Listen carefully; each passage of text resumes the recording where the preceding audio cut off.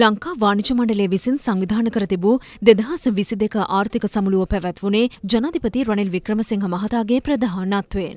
We've got into a staff level agreement with the IMF. I thought Harsha will get up and say, can you table the copy now? We are now discussing with our creditors and we've had very successful talks. And we have started talks with China.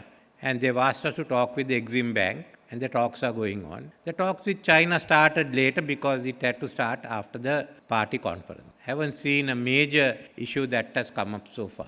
We hope we can conclude it fast, but that doesn't mean that we are out of the woods. We start next year with a big hole of about 300 to 400 billion rupees. That's what the CB is going to cost us.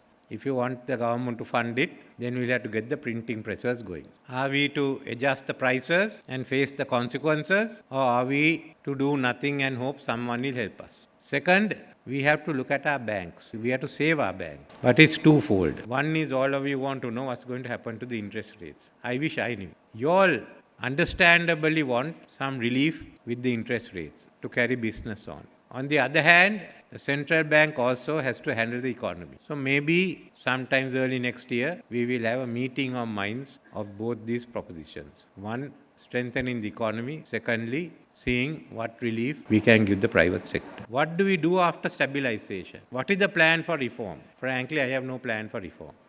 I don't know in this crisis the reforms can work. To reform, you must have economy. Whatever relief we get from our creditors, we have to pay this money back. Then remember, for the next few years, we have to borrow money. Our trade balance is not in our favor. So are we going to rebuild the same structure and come down again? Therefore, I thought it's not worth reforming it. So I personally have no plans for reform, and the government will not have plans for reforms. We want to build a new economy that will face 2050. Is the private sector ready for it? That's the only question I have to ask you. Shall we take the pain that comes with it? Or are we going to hide again?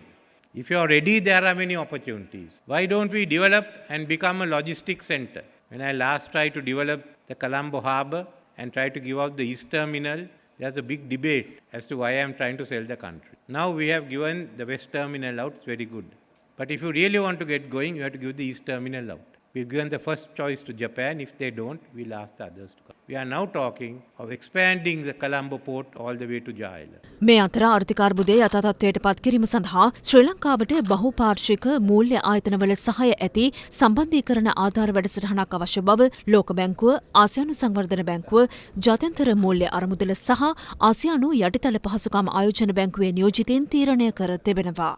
ජනාධිපති මාධ්‍යංශය නිවේදනය කළේ ජනාධිපති රනිල් වික්‍රමසිංහ මහතා සමග කොළඹදී පැවති සාකච්ඡාවකින් අනතුරුව ඔවුන් මෙම තීරණයට එළඹී බවයි.